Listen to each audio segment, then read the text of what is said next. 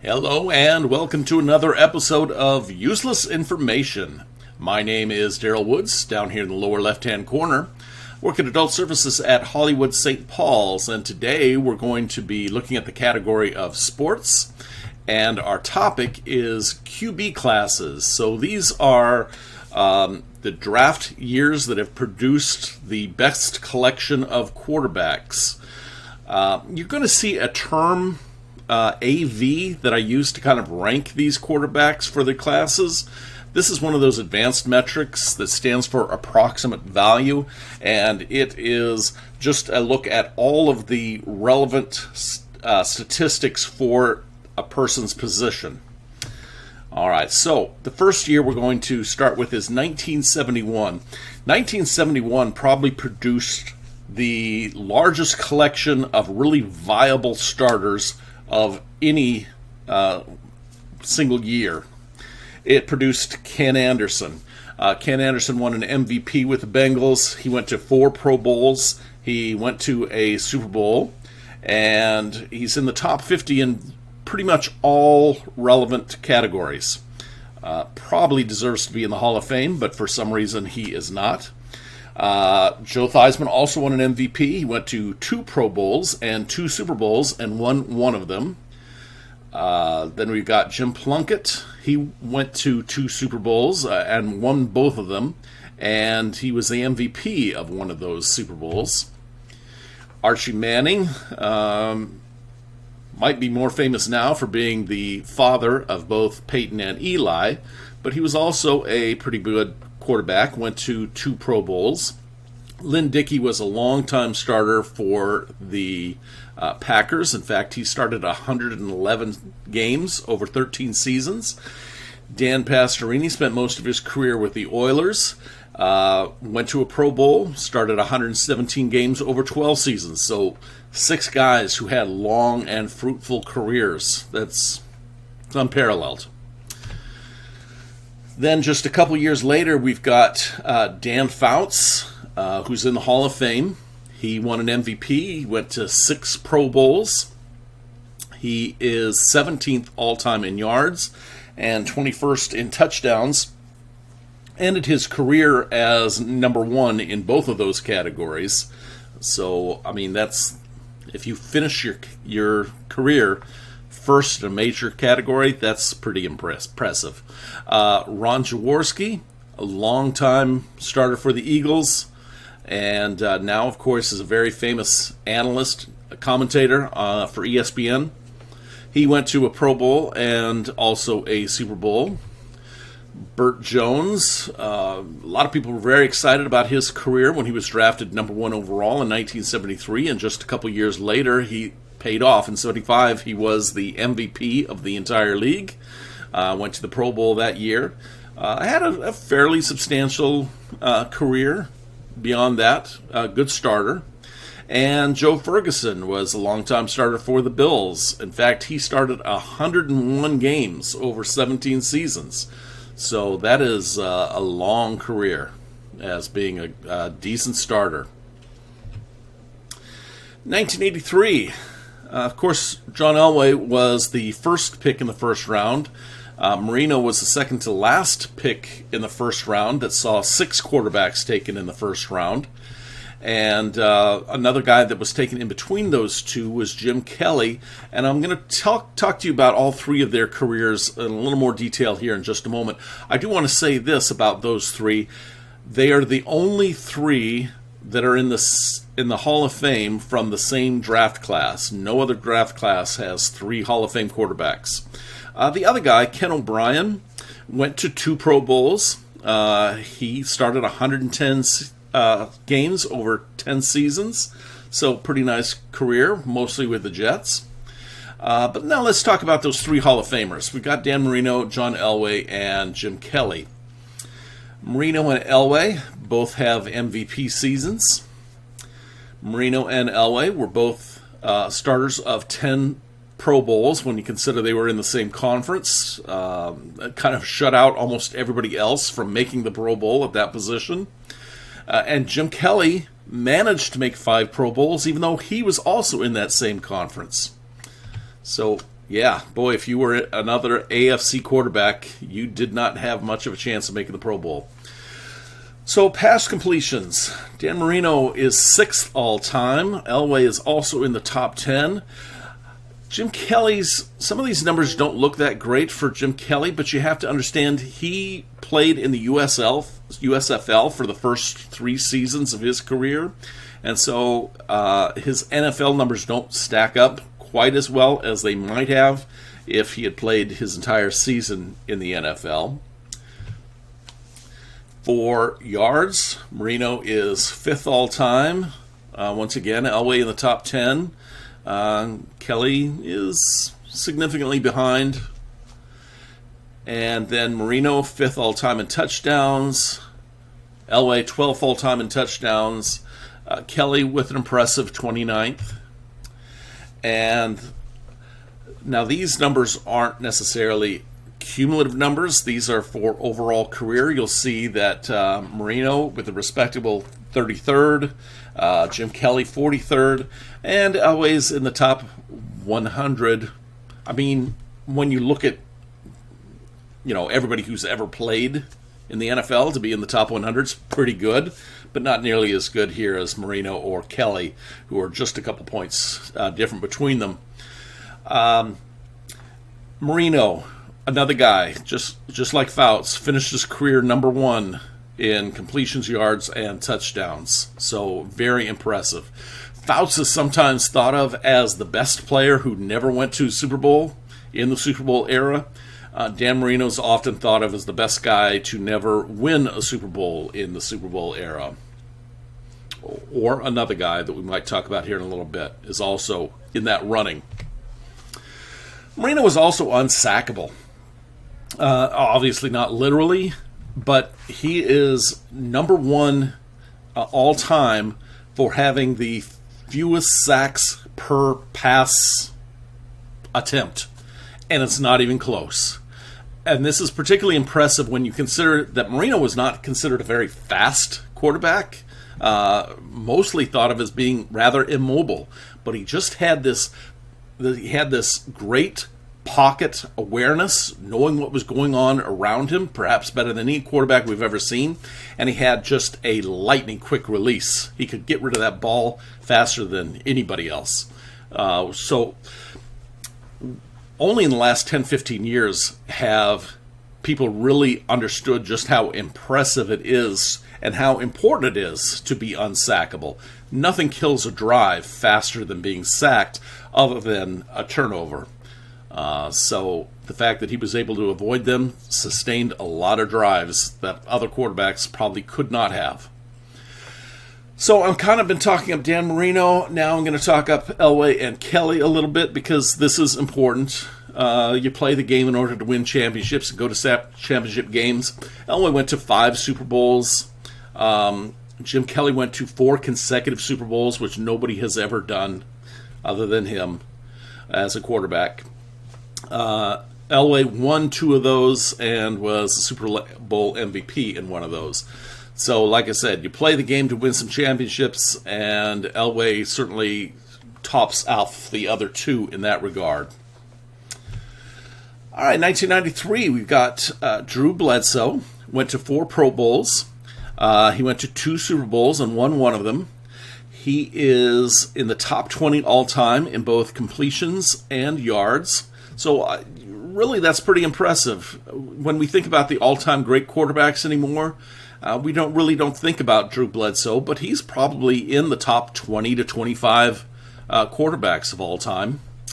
And Mark Brunell, he went to 3 Pro Bowls, took the second year Jacksonville Jaguars all the way to the AFC Championship game when they were just a franchise squad. And he has a Super Bowl win to his credit, although he was the backup quarterback. He didn't actually play in that Super Bowl. He didn't get intercepted a lot. He's 16th all-time in low interception percentage among all qualifiers. So that's pretty good.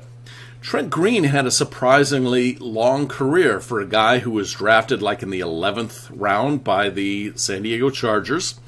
He went to 2 Pro Bowls, and he started 113 games over 11 years. Never played a single down for the team that drafted him, though.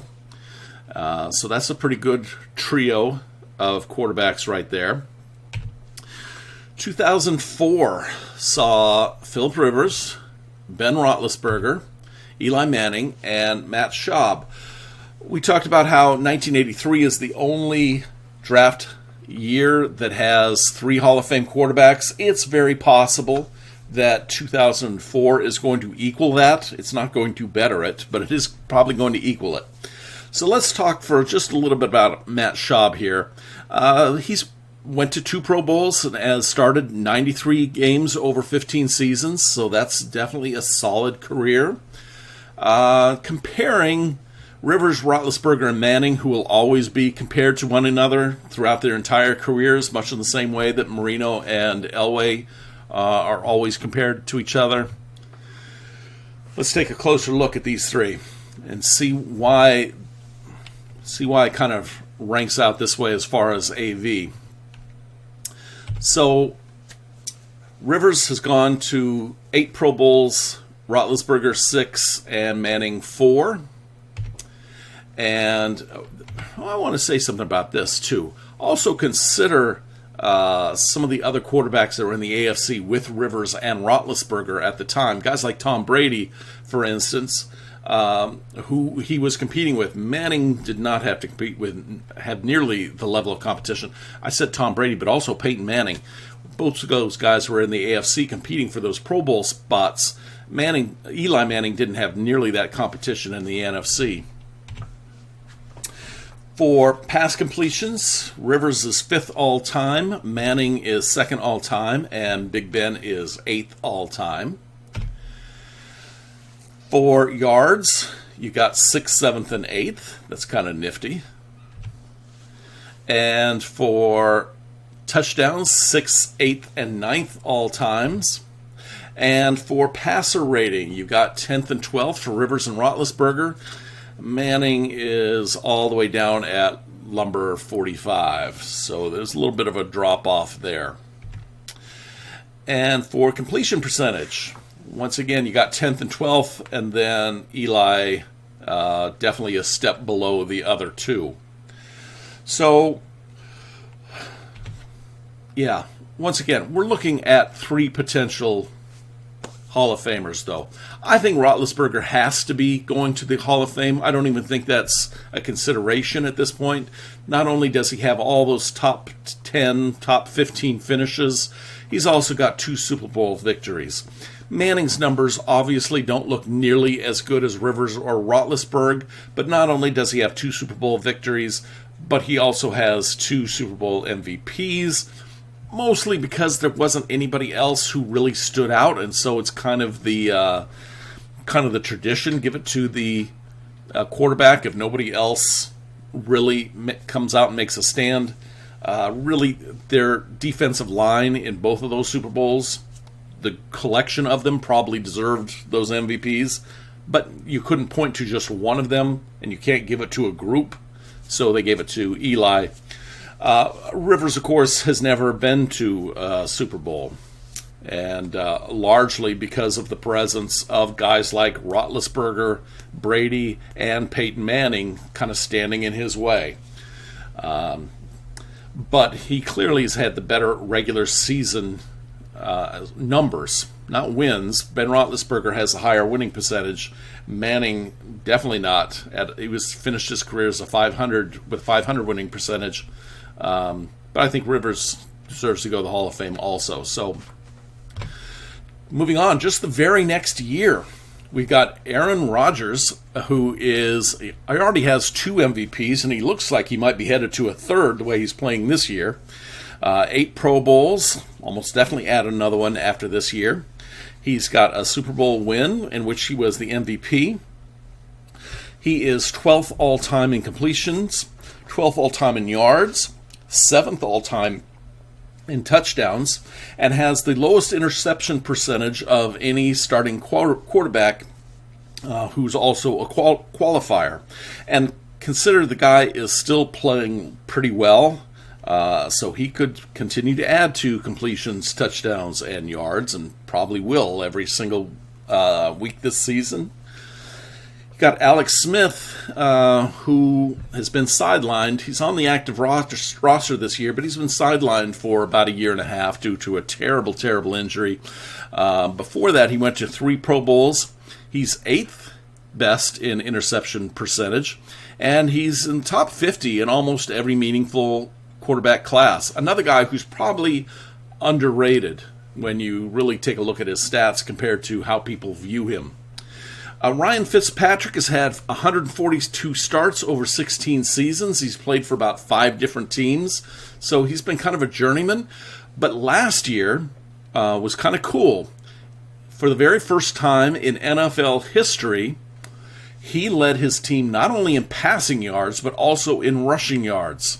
Never happened before. And the fact that it happened to a guy who has been playing for 15 seasons, now 16 seasons, is pretty impressive. So good for him. And the last quarterback class that we're going to look at starts with Russell Wilson, another guy who's having he never won an MVP yet, but he might be putting up MVP numbers this year.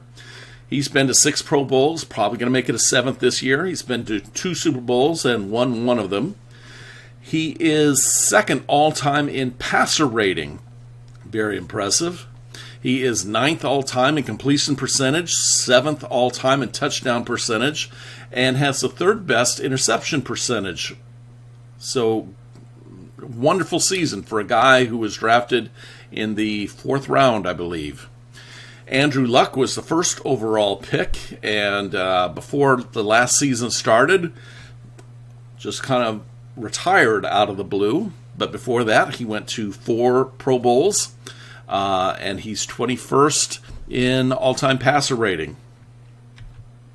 Ryan Tannehill is also in that quarterback class. You see him in his Titans jersey here, kind of revitalized his career with the Titans after being a serviceable starter with the Dolphins for years. Now he's with the Titans and looking like a Pro Bowler. In fact, he went to his first Pro Bowl last year. But consider this. He's also has the 18th best passer rating of all time and is 17th overall in completion percentage. Kirk Cousins, who was drafted really, really late by the Washington Redskins, has been to 2 Pro Bowls and is 9th all-time in passer rating, 2nd all-time in completion percentage, and 20th all-time in interception percentage. So that's a pretty good collection of quarterbacks there also. I do want to say thank you to Maya for putting together these slides and choosing those wonderful images. I've said this before, I'll say it again. I wouldn't do this every week if it wasn't for her help. So thank you so much, Maya. And if you enjoyed this, and I hope you did, I think you're also going to enjoy our virtual trivia night. It happens every Thursday at 8 p.m. on Facebook. You can either go to the URL that you see here, or you can just type in virtual trivia night.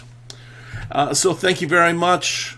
Please leave me a comment. Tell me if you agree with some of my editorializing. It's okay to editorialize when we're talking about sports. Tell me if you agree with what I said or don't agree. Want to make a counter argument? Please do. If you'd like to send me a question, comment, or suggestion, here is the email that you can reach me. I'm always happy to hear from people. So thank you very much, and I look forward to seeing you guys again next week. Bye-bye.